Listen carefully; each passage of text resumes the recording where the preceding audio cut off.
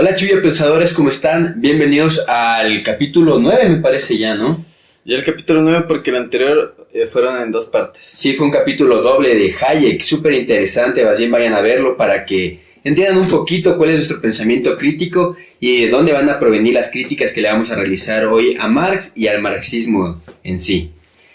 Correcto, Joseph. Bueno, siempre un gusto estar contigo, con mis chuya opinioners, o bueno, con mis chuyas, ahí para poder revisar todos los temas de filosofía. Como ustedes saben, nuestro propósito siempre es que nos escuchen para que sepan un poco de los temas que se trata y que ustedes también tengan esa facilidad de investigar. Eso es lo mejor, que cada quien tenga su opinión. En realidad lo que buscamos es que los ecuatorianos y las personas en el mundo tengan una opinión crítica de las cosas y tengan versiones de ambos lados.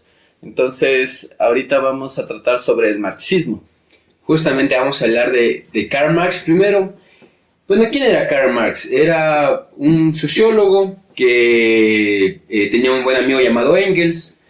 Engels tenía fábricas y lo apoyaba para que Marx se dedique a criticar al capitalismo en sí. Un poco de lo que no estoy de acuerdo con él es como que él se basaba bastante en un filósofo previo que se llamaba Hegel.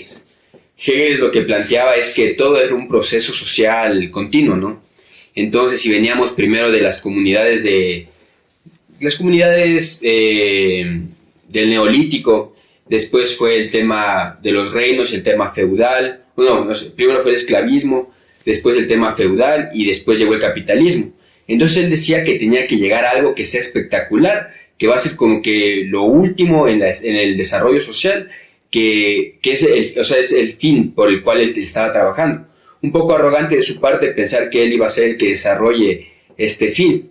Y él a esto lo llamaba el comunismo científico, porque también había los comunistas utópicos, que pensaban que simplemente por la bondad del corazón de los humanos se iban a abolir las clases sociales. En cambio, Marx lo que plantea es un poco más científico, que vamos a chequear un poco los principios que marcaba él. Sí, bueno, básicamente yo quería dar mi introducción de lo que es bueno, lo que es Marx es una persona y lo que es el marxismo es otra cosa, que como bien lo dice Joseph, tiene a lo que es de parte previa a Engels y posterior viene Marx a reformular todo esto, no desde una teología, se podría llamar, sino ya desde un tema ya más cultural y científico. En este punto, mi introducción con respecto a Marx es que él básicamente no era de una familia pobre, era de una familia de clase media alta, se podría decir, en esos tiempos. Entonces él tuvo los recursos como para estudiar, después tuvo una pareja con la cual se terminó casando, que ella era hija de un político. Entonces, entendiendo un poco el contexto y la formación de Marx, hay que entender que pese a que las personas que piensan al marxismo como algo que es para el proletariado, o que es para los pobres, o que es para todas las personas, en realidad si nos vamos a las bases de lo que fue Marx, cómo creció y cómo se desarrolló como persona, podríamos entender y estar en un contexto en el cual no es una persona de bajos recursos, se podría decir. Sí, más bien bastante bien asentado. Algo que me encontré en los foros que me pareció súper chistoso es que todos pensaban que Marx llegó a ser de Prusia en ese tiempo o del sector donde se encuentra la Rusia actualmente, pero no, él era alemán. Ajá. Entonces es entendible su crítica a los métodos de producción, ya que durante el siglo XIX Alemania pasaba por lo que llamaban el Segundo Reich, que eran una capital tanto industrial, económica como académica y filosófica. Entonces pasaba en uno de los mejores puntos de su historia para después caer en el Tratado de Versalles posterior a la Primera Guerra Mundial y generarse varios eventos históricos que ya hemos comentado en este canal. Yo lo que considero es que podríamos iniciar, no sé si hablamos un poquito de Engels, porque ¿qué es lo que ocurre? Él se encuentra con Marx, me parece que en Francia o en Bruselas, no estoy tan seguro, en Bélgica, pero después de que se encuentran, hacen amistad Entonces, ellos forman una sociedad que en ese tiempo no estaba permitido, porque básicamente tú no te podías hacer reuniones de más de 20 personas. Entonces, también hay que entender por qué ellos tienen la necesidad de generar estos pensamientos. Es porque en ese momento, básicamente, el proletariado, que es todas las personas que trabajaban para el empleador, tenían unas condiciones súper catastróficas de trabajo. Entonces, básicamente se podría llamar esclavismo. Entonces, yo considero que si tú estás viviendo en una época que es un pasito arriba del esclavismo, pero casi llegando a topar un esclavismo, obviamente tú vas a generar una idea de sociedad en la cual los esclavos, o el proletariado en este caso, sea dueño de su propio destino y sea dueño de su propio juicio. Y yo digo, me parece algo loable, algo vistoso que llama la atención, algo que vale la pena si tú te encuentras en ese contexto histórico. Pero al tú hacer la comparativa entre dónde el marxismo tuvo su cabida y dónde no, te das cuenta que tuvo su cabida en una Rusia, que era una Rusia, lo podría decir entre comillas, ignorante, ¿no? Porque a la final era una Rusia que no estaba desarrollada. Y si te das cuenta, en Estados Unidos, en Inglaterra, no tuvieron cabidas esas ideas, porque básicamente eran países en donde los trabajadores o el proletariado más le preocupaba qué casa voy a comprar, qué vehículo voy a Tenía comprar. mejores condiciones de vida, o sea, ya había suplido las necesidades básicas. Exactamente, más que nada, como te digo, si tú te pones en un escenario en el cual tú ves a un montón de esclavos y tú te sientes parte de todos esos esclavos, pese a que no lo era, ¿no? Hay que recalcar que no lo era, pero si tú te sientes parte... Digamos que era bien empático. O sientes afinidad. Sí, pero es que en este caso, claro, eso te digo, en realidad la idea no es que esté mal planteada, pero la idea es de las condiciones que tenía esa época. Claro, y incluso algo que se iba a topar un poquito después, es que mientras él realizaba su teoría, o sea, cuando publicó El Capitalismo, el primer tomo, él estaba muy convencido de todo esto. Pero previo a publicar el segundo y el tercer tomo, salió una teoría, que es la teoría de la utilidad marginal, propuesta por Carlos Merget, me parece. Y con esta teoría, Marx pasa muchos años de sus últimos años antes de morir tratando de desmentir esto. Hay quienes argumentamos que no logró desmentirlo y por eso decidió no publicar el segundo y el tercer tomo de Das Kapital, pero Engels decide publicarlos. Hay otros que argumentan que por la enfermedad o por la edad que tenía ya decidió alejarse un poco de esto, ya no tuvo las fuerzas para acabar su proyecto. Pero ahí sí vamos a comenzar con algo que nos va a remontar al segundo capítulo de Chuy Opinión. ¿Cómo concebía Marx que funcionaba el pensamiento humano o la acción humana? Descartes habíamos hablado que lo interpretaba como que había la mente y el cuerpo. Correcto. Que el cuerpo era un medio para que llegue a la mente la información. Exacto. En cambio, Marx interpreta, bueno, después viene Kant, que es un capítulo que aún no hemos grabado, que será para la segunda temporada. Él lo interpretaba como fenómenos que se dan al entrar a la mente, pasan por 9 dimensiones, 9 características y terminan siendo la información que receptamos. Pero bueno, Marx lo veía como, aquí lo tengo anotado para no equivocarme, como la praxis. Y la praxis es la teoría y la práctica, que tienen que estar llevadas de la mano.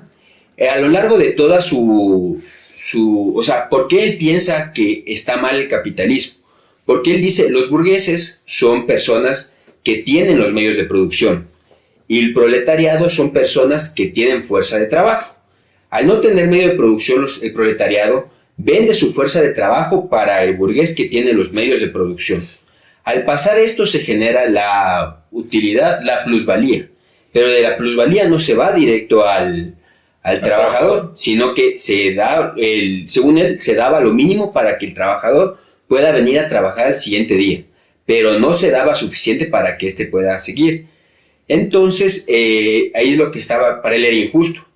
Entonces, él en su praxis lo que menciona es que La praxis se da sobre la naturaleza humana, y la naturaleza humana es humanizar el mundo. Y tú cuando estás viviendo para generar capitalismo y contribuir al capitalismo, y el capitalismo lo concibes como tu medio de opresión, estás yendo antinatura, estás yendo contra la humanidad. Por ende, no estás siendo praxis, o sea, no estás siendo humano. Entonces él dice que cuando, como el proletariado tiene, o sea, como que... La fuerza. Tiene la fuerza, pero tiene como que un altruismo. Entonces, cuando el proletariado se libere, va a liberar también al burgués. Porque el burgués no es malo por ser persona, sino es malo por nacer en la burguesía. Entonces, por eso, cuando le libera al burgués, todos van a ser libres y todos van a hacer acción humana, porque van a humanizar al mundo. De ese tema quería hablar un poco contigo, porque pese a que nosotros pensemos en Marx como alguien que lo dije, lo hable, como alguien con buenas intenciones, se ve que en la práctica sus buenas intenciones quedan solo en eso, en buenas intenciones. Sí. ¿Por qué? Porque la historia, quizás, y por eso me remonto al escenario en donde él crea este manifiesto, en donde él tiene estas ideas.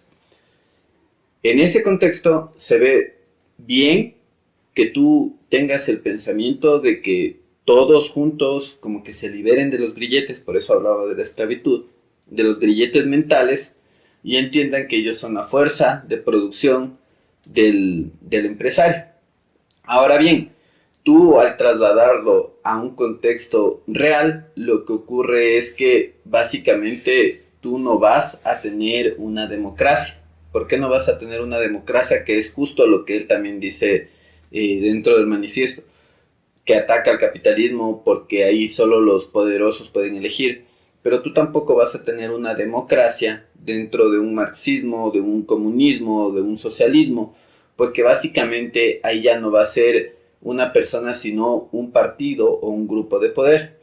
Un claro ejemplo de esto es la Rusia de Lenin. En este caso, si puedes revisar algún rato, hay un libro que se llama El Archipiélago Gulag, que ahí te cuenta de una persona que vivió todas las atrocidades que hubo en Rusia. Que básicamente, si tú ibas a la misma sastrería que alguien del partido opositor, te metían preso.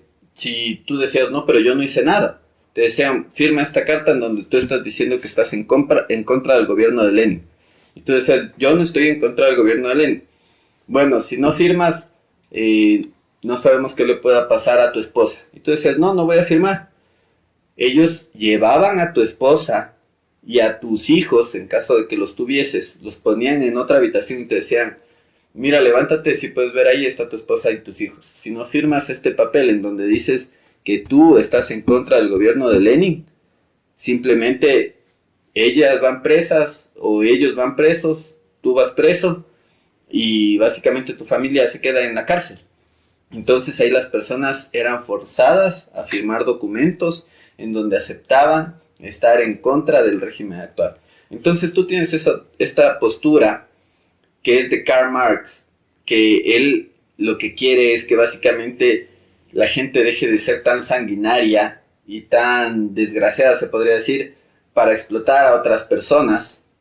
Pero lo que ocurre es que, ok, hiciste eso y se transforma en un Ouroboros, que te muerdes tu propia cola, porque básicamente ya no es un grupo de poder que a la final surgió bajo su esfuerzo, bajo sus recursos, ejemplo, Starlink, Elon Musk, Javier Milei, el propio Rafael Correa en el caso ecuatoriano, sino que básicamente lo que tienes es un grupo y un sesgo mayor, porque todos tienen que estar alineados a una ideología que en un inicio, con Engels, fue teólica, me parece que es, o teología. Fue teología, que básicamente es como una religión, ¿ya? Claro. Él hablaba que eso era la alienación a la final.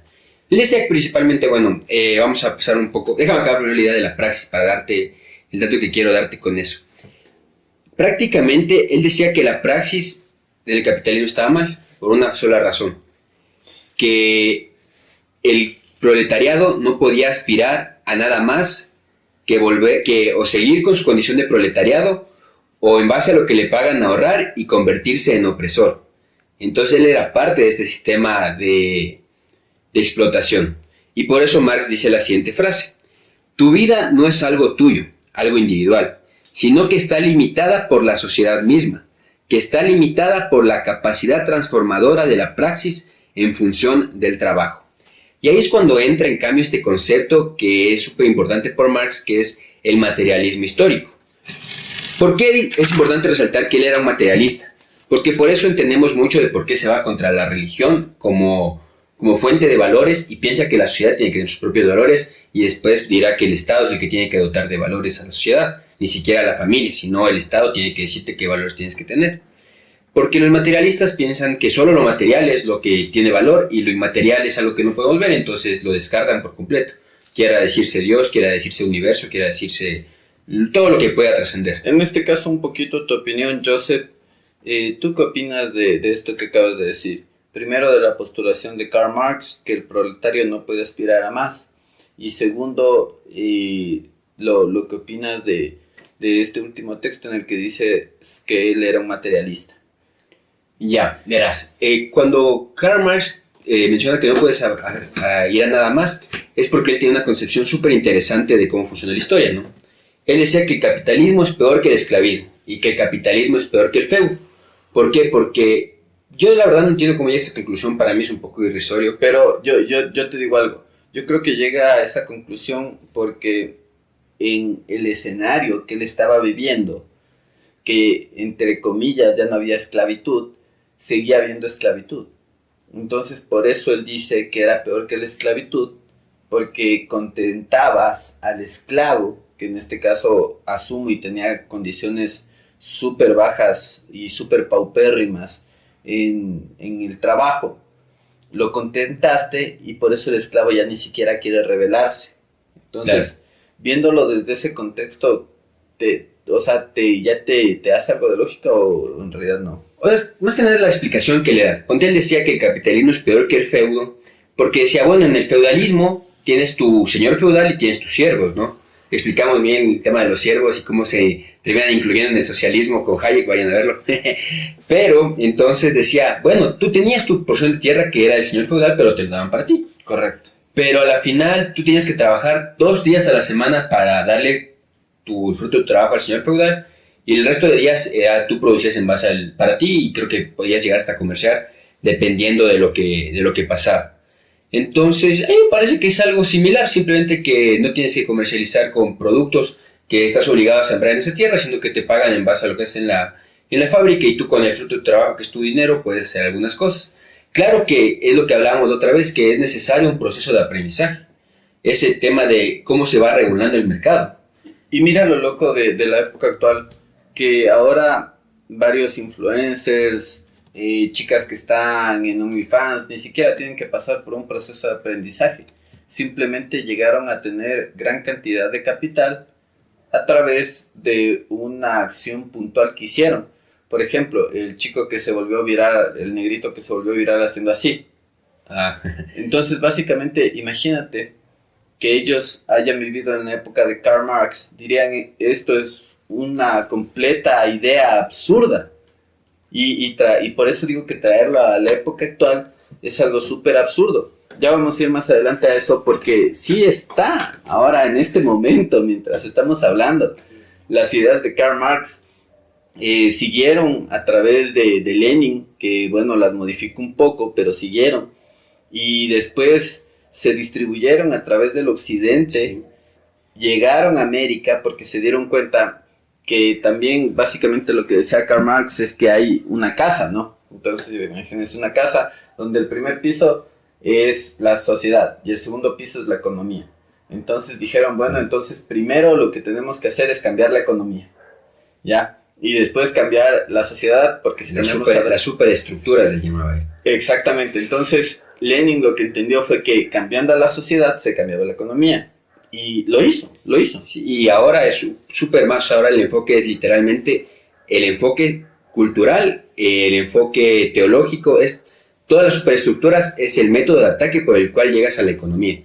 porque justificándote en generar cambios culturales, yo que sé, cambios culturales. Mira, estamos adelantando, pero creo. No, sí, pero un ejemplo claro de esto es Estados Unidos, que en las elecciones, cuando ganó Joe Biden, básicamente le dijeron a Facebook que no podía revelar información, es decir, coartaron la libertad de expresión. Cuando tú te metías a Facebook y buscabas noticias sobre Trump, te salían solo noticias, él evadió tantos impuestos, él se acostó con tantas personas. A mí en la universidad me hicieron un ejercicio que me pareció hasta ahora, no sé, macabro, ¿no? Pero era un profesor que no sé si es que era socialista, sí, pero era como que socialdemócrata, digamos, pero tenía algo contra la derecha, ¿no? Entonces él decía, bueno, muchachos, primera clase, entren a Google y busquen qué es el socialismo. El socialismo es redistribución, el socialismo es preocuparte por el prójimo, el socialismo es el paraíso en la tierra. Ahora busquen qué es el neoliberalismo. El neoliberalismo es esclavitud, el neoliberalismo es esto, el neoliberalismo crea pobreza, el neoliberalismo aplaca a las masas. Entonces ustedes pueden ver qué es lo que está mal y qué es lo que está bien. En primera clase me parece que de segundo semestre. Entonces, ¿cachas cómo después se fue aplacando un poco este tema de adoctrinamiento en mi universidad? Porque claro, había personas como yo que no nos gustaba el tema y mandábamos contrapartes y se generaban discusiones teóricas, o sea, intelectuales para mí, pero tal vez el profesor no le gustaba, entonces dejamos esos temas de lado. Pero ahí te das cuenta cómo la cultura está full inmersa en cómo genera sociedades nuevas. Y es lo que le pasó a la derecha. Cometió el mismo error que Marx en este punto, de pensar que cumpliendo con las especificaciones económicas la superestructura estaba dada. Exactamente, y no es así. Y eso pasó en Chile, y eso pasó en muchos. Ahí entendemos que yo creo que no es que la una está sobre la otra, sino están al mismo nivel. Entonces, cuando tú no estás alimentando, es como que tuvieras, les pongo este ejemplo, es como que tuvieras dos mascotas, ¿ya? Y a la una le estás dando comida y está engordando, y a la otra no le estás dando comida, entonces se va volviendo flaca hasta que termina ya en estado crítico, que eso es lo que está ocurriendo, al menos de lo que podemos ver. Canadá, Estados Unidos, Francia, Holanda acaba de salirse del Tratado de la Unión Europea para ya no aceptar a más migrantes. Entonces, esos son casos prácticos de lo que vemos como el marxismo y esta idea que ocurrió en un escenario específico se distribuyó de una forma en la que tú básicamente te tienes un sesgo súper grande en el cual no te puedes dar cuenta que no todas las personas vamos a tener las mismas oportunidades, no todas las personas podemos tener lo mismo, y pese a que hay personas que sí se tiene que ayudar como sociedad, tú no puedes entregar todos los recursos a esas personas que tienes que ayudar para dejar de que el país o las personas que al momento están produciendo produzcan. Ahí es cuando te dicen, o sea, Marx se pregunta, ¿no? Después de lo que hablamos del materialismo histórico, de que hemos pasado de esclavitud, feudales, capitalismo. Dice, ¿cómo se dio esto de que pasamos de esclavitud a esto? ¿Cómo pasamos de los feudales a los capitalistas? Entonces ahí él habla del proceso dialéctico, donde tienes dos ideas que al llegar a un punto de discordancia tan grande o tan irreparable, se genera una negatividad. Y esa negatividad, la única forma de superarla es con la revolución, que va a hacer que una de las dos ideas se posicione sobre la otra, aplastando la que pierde, ¿no? Y tampoco es así, porque tú siempre que tienes una idea como país, como sociedad, por más que la aplastes, esa idea no va a dejar de existir. Y un gran ejemplo de eso es Israel. Israel históricamente ha pasado por millones de guerras y siguen existiendo y siguen teniendo su idea teológica y siguen pensando que las cosas son de la manera en la que ellos piensan, pese a que han tenido innumerables tipos de guerra y los han aplastado hasta cierto punto, han tenido que volverse migrantes y han tenido que volverse un poco gitanos a través de seguir yendo de país a país a lo largo de la historia. Pero es algo interesante lo que plantea Marx, porque después de que él tiene esa idea de que, primero, que es materialista, que quiere decir que en realidad la mente y el alma no tienen nada que ver, Segundo, que también te dice que tú no puedes alcanzar un estándar alto en la sociedad. Entonces esas ya son barreras mentales, que en este caso los grilletes que quiere soltar, se los tenía que haber estado soltando él, pero en ese tiempo no había cómo, no tenía los recursos para hacerlo. Entonces, ¿por qué no tenía los recursos? Porque imagínate si Marx en este mundo hubiera tenido un celular y hubiera visto, pero en Estados Unidos están viviendo bien. Claro. En Estados Unidos los trabajadores están bien y están preocupados más por cambiar el carro, por comprar una casa, que por hacer una revolución. Entonces, ¿por qué aquí está pasando esto? ¿Cuáles son las ideas que debemos de adoptar para que no nos hagan esto? Pero ahí también viene que sí tuvo que haber existido esta revolución de ideas para que ellos puedan llegar al punto en el que en algún momento estuvo en Estados Unidos, porque ahora ya no lo está. O sea, hay que ser también sinceros. Estados Unidos es una gran potencia, pero que al momento se está destruyendo desde adentro. Claro, lo que hablamos en el anterior capítulo, o sea, alguien decía, Estados Unidos es tan grande y tan poderoso que es imposible que lo destruyan desde afuera. Tienes que destruirlo desde adentro. Y ahí es cuando comienza a caerse la cultura, comienzas a destrozar la familia tradicional, comienzas a rechazar esos valores que te hicieron grande a la final. Entonces es un mundo de locos, porque dejo lo que me ha funcionado por probar ideas que no están funcionando en ningún lugar del mundo, pero son novedosas, por la premisa de que todo lo nuevo es bueno. Y es algo que para mí no es realidad, la verdad. Por ejemplo, ¿qué pasó con... les comento, ¿por qué se da esta relación o este enojo de Karl Marx con los feudales, no, con los burgueses? Esto comienza porque los feudales, ya hablamos de que tenían tierras, les daban a los siervos, pero los feudales, mismo la corona de ese tiempo, generó espacios de comercio donde los burgueses comenzaron a existir. Y el comercio fue lo que hizo que los burgueses sobresalgan y que haya una gran migración desde los campos, desde las tierras de los feudales a los centros de burgueses, a las burguesías, podría llamarse, a las ciudades. Y ahí es cuando comienza a centralizarse la mano de obra. Pero como venía tanta gente del campo, la mano de obra sí era barata. Y es verdad que ahí viene el tema de que tal vez no se les pagaba lo que ahorita diríamos que es lo justo. Pero en ese tiempo, ya sabemos, o sea, podemos llamarlo recurso humano. Se me vino algo a la mente, perdona que te corte con lo que acabaste de decir. Y es que básicamente nosotros tuvimos el mismo problema con la masiva migración venezolana. Sí. Que vino bastante recurso, llamémoslo capital humano, y básicamente por una misma posición ya no había 2 personas, sino que habían 10.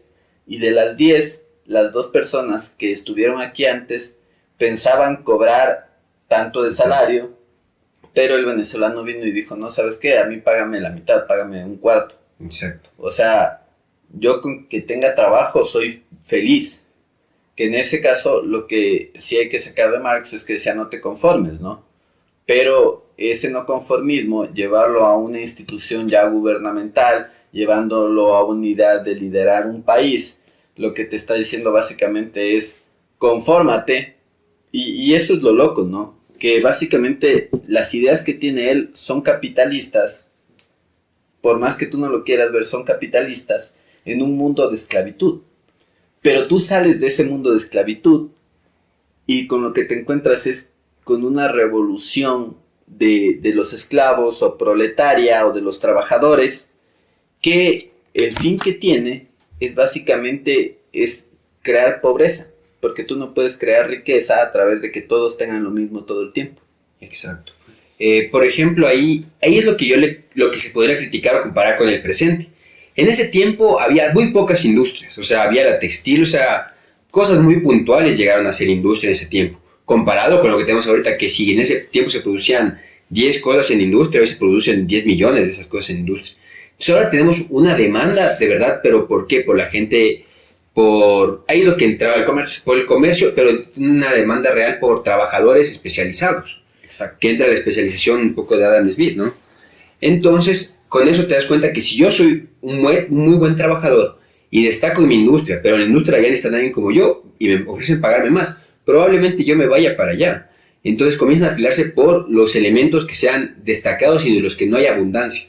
Pero si la mano de obra, ahora la mano de obra es menos demandada, por una parte por la automatización de muchas cosas, y por otra parte aumentado en el caso de Ecuador por los venezolanos que vienen, en el caso de Europa llegan de África, llegan. Hay mucha mano de obra barata en un tiempo en el que ya no se necesita esa mano de obra ni siquiera para explotarla, porque ya no es tan necesario explotarla, porque te sale más barato automatizar que cumplir con las regulaciones que hay en el mercado. Yo lo que considero es que, como te digo, en el contexto en el que Marx y en el escenario en el que Marx se desarrolla, él lo que quiere es básicamente que el trabajador tenga el poder. Pero lo hemos visto aquí, bueno, aquí en Ecuador, en 10 años derrocamos a 10 presidentes. Que básicamente eso es cuando el pueblo no está satisfecho con un presidente, lo puede votar. Que no es lo mismo que ocurre en Venezuela. Que básicamente ya se vio hace unos días, hace unos meses ya, que Nicolás Maduro no ganó las elecciones de Venezuela, pero de todas maneras a él ya no le importa ganar o no ganar en las urnas, sino lo que dice es básicamente, bueno, yo considero que yo gané, entonces como yo considero que yo gané, yo gané. Y como soy el representante del pueblo, nadie puede contradecir. Básicamente, entonces ahí lo que generaste con esta idea es el Ouroboros, que básicamente te mordiste tu propia cola y lo que hiciste fue generar no solo señores feudales, sino que ya generar un tema de un reinado. Un reinado, básicamente se convirtió en un rey de esas tierras. Yo creería que incluso es un tema como de secuestro de rehenes, ¿no? Porque ya vimos que la matriz productiva de petróleo ha bajado bastante en Venezuela. Ha subido últimamente porque ya le quitaron algunas restricciones, pero la principal masa que la alimenta la dictadura es el narcotráfico, podría decirse. Entonces, él necesita justificar que está creciendo la nación, evitando que sea fácil para los venezolanos de ahí mismo salir de ahí. Y complica esa situación, es una situación de rehenes, para que incluso pueda justificar que le mandan ayudas comunitarias con maletines sospechosos de otros países. Sí, un poquito, volviendo al tema del marxismo, estaba... las condiciones de la revolución. Hay dos condiciones para la revolución: subjetivas y objetivas. La subjetiva consiste en transformar la realidad para llevar adelante el progreso, lo que hablábamos, cambiamos la realidad. Pero ahí voy con que en realidad, si te das cuenta, para el contexto de él, el man está siendo capitalista. Sí, es que sabes que al principio justo te iba a decir, Marx es ético, weón, porque él cuando se da cuenta que no está logrando superar esta idea de la utilidad marginal, decide no publicar sus otros tomos. Él aspiraba a ser una autoridad académica, no una autoridad, nunca llegó a tener verdadero poder político, ni poder sobre muchas masas, más allá de la admiración que tenían sobre él.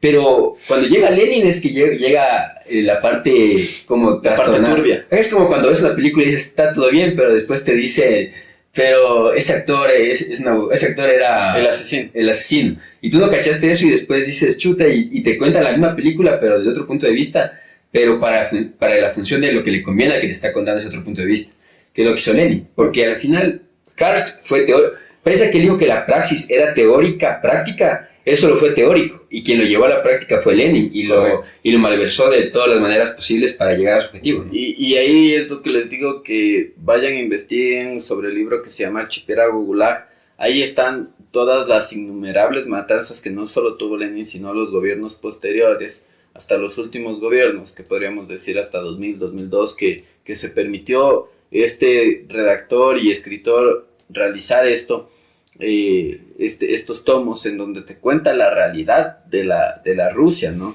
Porque recientemente fue un reportero, Tucker Carlson, a entrevistarle a Vladimir Putin, mostró las calles de Moscú, todo está bien, todo está perfecto, pero hay que entender en qué contexto se desarrolló esa sociedad y por qué puede o no puede ser mejor y por qué puede o no puede aplicarse a nuestras sociedades en el momento en el que estamos ahora. Entonces, es un poco de hacer investigación para ir viendo en qué se basaba Marx, ¿no? Entonces, no sé si continuamos, se basaba en los subjetivos, que hablábamos que... Lo subjetivo es la conciencia de transformar, o sea, esa capacidad transformadora. Ya. Entonces, en el tema del proletariado, hay algo que sí me parece que nos saltamos. ¿Qué es proletariado para Marx? ¿Qué es proletariado? Es los que tienen la capacidad de generar prole, o sea, su único factor reproductivo, o sea, no reproducen riqueza, reproducen proletariado. Trabajo. Reproducen trabajo. Entonces, tienen hijos que van a ser trabajadores y es una cadena sin fin. En el caso del tema subjetivo, sí tengo bien acá anotado. Y para ellos se dan cuenta que el tema subjetivo es la generación, la conciencia de clases. Para el proletariado, ellos llegan a tener la condición para generar la revolución cuando llegan a tener conciencia de clase, que es tener la conciencia de que ellos no son ni van a llegar a ser burgueses, porque si llegan a ser burgueses van a ser explotadores, y la praxis está mal desde ese enfoque según Marx.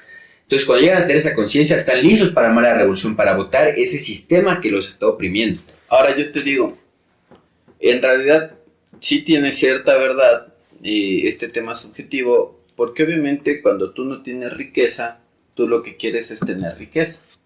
Y cuando tú llegas a tener riqueza, tú lo que quieres es administrar. ¿Y cómo la vas a administrar? A través de brindar trabajo a otras personas.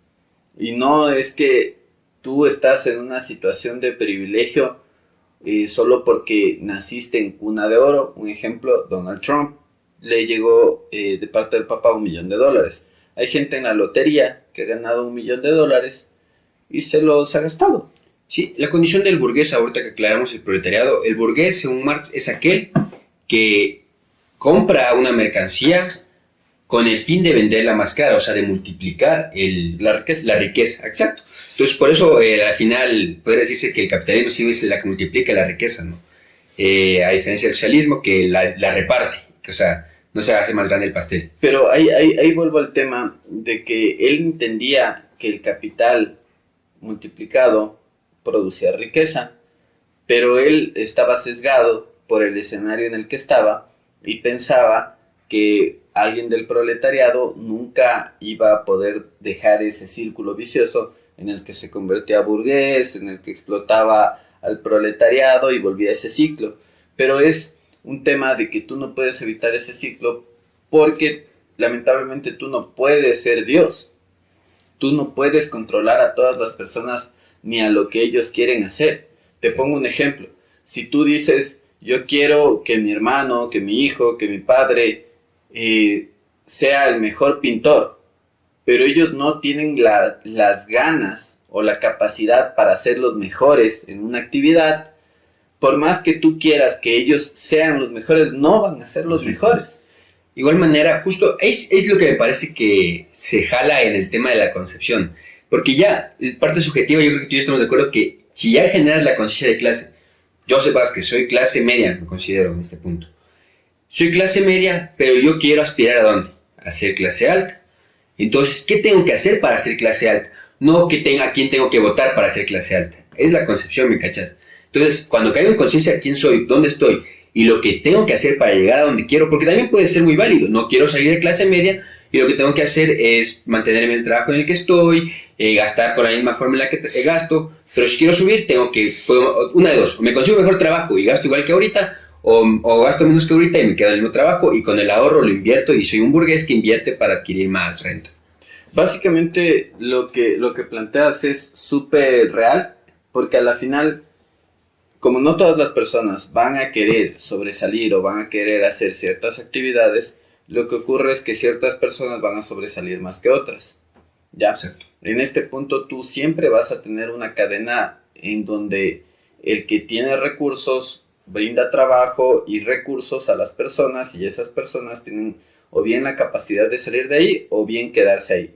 Ahora, en el escenario que tiene Marx, tú no tenías esa capacidad. En el escenario actual, como hemos mencionado, TikTokers, chicas o chicos de OnlyFans, personas en general tienen la capacidad de salir de ese círculo, volverse burgueses hasta cierto punto y dar trabajo y provocar una cadena de valor que represente más para la sociedad, porque ahorita estamos hablando de una sociedad. Entonces, si tú vas a representar más y vas a dar más trabajo a una sociedad, lo que promueves es que esa sociedad tenga una mejor calidad de vida. Exacto. Ahora, Lenin llegó al punto de que ahora en Rusia tú tienes una buena calidad de vida. Ya. Pero llegó a ese punto a través de, según el archipiélago Gulag, más muertes que en la Segunda Guerra Mundial, más prisiones creadas que en la historia de la humanidad, campos de concentración, personas que les fuerzas o bien a que estén en el ejército o a que te sirvan en un ¿sabes? papel. Tú debes saber muy bien, pero quiero que sepan cómo gana Lenin. Bueno, primero que nada, Vladimir Lenin no era su nombre, Lenin no era su nombre. Lenin era como que su alias para que no le cachen cuando se reunían para generar esta revolución. Entonces era su nombre, como su alias. Puedes decirlo alias militar o alias de pandillero, como quieras. Su nickname. Entonces, él no tenía las fuerzas, se estaba enfrentando a un imperio, ¿no? Que tenía montones de generales, montones de combatientes que sabían de pelear. Pero las familias de esos combatientes, digamos, nos cogíamos una ciudad con Lenin y aquí vivía la familia de 300 soldados. Y ellos no querían luchar por mí. Lo que decías tú antes. Si es que ustedes no luchan por mí, se mueren sus familias. Entonces es donde comienza esta concepción que hablábamos otros días. ¿Por qué irte contra la familia? Y es lo que pasa ahorita en Latinoamérica. Te vas contra los pandilleros se van contra la familia en vez de irse contra la persona. Pero es que ahí volvemos al tema de que una ideología puede llegar a representar cambios positivos o negativos para una sociedad, pero cuando tú tienes estos cambios en donde opacan cualquier disidencia o cualquier opinión que no se acorde a la tuya, dejas de tener una democracia. Entonces, no sé si haya medios que digan, bueno, Vladimir Putin no hizo las cosas bien, como sí lo hay en Estados Unidos, sí lo hay aquí, en Ecuador. Entonces, sí deberíamos de tomar eso como un valor nuestro, como un valor de América, que nosotros podemos dar nuestra opinión cuando no creemos que las cosas van bien. Que no sé si quizás si fuéramos rusos, si no nos meten preso por decir que si Vladimir Putin está atacando Ucrania y a mí me parece mal. Ah, tú eres un antipatria, te dicen. Y como tú eres un antipatria, o te vas preso, o se va preso tu familia, o simplemente dejan de existir. Hay un dicho libertario que es súper por ahí, que es, yo no estoy de acuerdo con lo que tú dices, pero daría mi vida para que tengas la oportunidad de decirlo. Eso me parece algo súper fuerte. Yo justamente, como tú sabes, estoy en un masterado en el que no estoy de acuerdo con el perfil socialista de un compañero, pero siempre en los debates siempre resalto eso, ¿no? Y siempre le digo, no estoy de acuerdo con tu punto de vista, pero me parece grandioso que podamos discutir nuestras ideas y podamos aportar a un mejor debate. Porque si no, básicamente lo que ocurre es que el presidente, que en este caso Vladimir Putin, que ya va 10 años, 12 años, no estoy seguro, más o menos, pero básicamente se vuelven reyes, igual que Maduro. Maduro ahora es un rey, entonces dile a Maduro, oye, ¿sabes qué? Maduro, estoy en tu contra. Ah, perfecto, ciérrame esa radio, ciérrame ese canal de televisión y méteme los presos en este momento. Córtame WhatsApp en el país. Yo no sé por qué Correa no va, no se solidariza con Lula y desinstala X. Recientemente también hubo la noticia de que él decía que Bukele es el Fujimori de 1900, y es algo interesante porque Fujimori fue un excelente presidente para Perú. Entonces la comparación hasta viene bien, ¿no? Para que te des cuenta de qué sistema funciona en este tipo de sociedades y qué sistema a la final ya está instaurado, no es que funcione o no funcione, sino que ya está instaurado en el otro tipo de sociedades. Entonces ahí la sociedad lo que dice también es, ¿para qué voy a ir en contra del régimen si básicamente no hay un pueblo proletario que me ayude para hacer una revolución? Entonces también me parece interesante porque aquí la revolución empieza desde ti. Cuando tú caes en conciencia de qué es lo que tienes y qué es lo que puedes alcanzar y qué es lo que quieres, ahí es cuando tú coges y dices, ok, la revolución va a empezar conmigo. Entonces yo voy a decir mis ideas al aire libre y voy a proponer esas ideas para que todos los que piensen igual que yo nos unamos. Exacto. Y por eso es importante, lo que siempre les digo yo en la mayoría de capítulos, es la importancia de soltar este tabú de en la mesa no se habla de política, de fútbol ni de religión. No, sí se habla, siempre y cuando haya gente pensante que pueda debatir ideas y ser respetuosos. Porque creo que se hubieran guardado un montón de muertos si es que el papá de alguno de estos genocidas históricos le hubieran hablado de esos temas en la mesa y le hubiera dicho, oye, no, o sea, no, piensa de esta forma o cuestiónate de esta otra forma. No, en realidad yo pienso que la historia lo que te da en este punto son los datos. Entonces, cuando la historia te da los datos, tú puedes analizar esos datos. Entonces, si tú ya sabes que básicamente Rusia, como sociedad, cuando Lenin implementa esas ideas, no es que era una Rusia tecnológica como lo es ahora, sino que básicamente era una Rusia que estaba en un tema feudal. Sí. Entonces ni siquiera había llevado a un tema capitalista en donde básicamente tú tenías medios de producción, mercados, procesos, sino que básicamente uno era dueño de una tierra, otro era dueño de otra tierra. Entonces ahí pudieron literalmente aplicar las ideas de Marx, que lo que se transformaron es básicamente en un silencio total de ese pueblo. ¿Sabes qué? Me parece interesante que a la final Lenin no es el que lidera la revolución rusa, no, sino lo hace Dostoyevsky. Sí, no, Dostoyevsky. León Dostoyevsky. Y ahí sí es como, bueno, lo asimilo mucho con lo que pasa un poco en nuestro país, que alguien más hace la obra, pero llega alguien de otro partido y dice, yo lo hice todo. Entonces lo asimilo bastante con eso, la verdad. Chicos espectadores, hasta aquí nuestra chida opinión sobre Karl Marx. Esta es la parte 1 de 3. No olviden seguirnos en todas las redes para que estén atentos a cuando sale la siguiente parte. Y nos vemos en una siguiente oportunidad. Bye bye.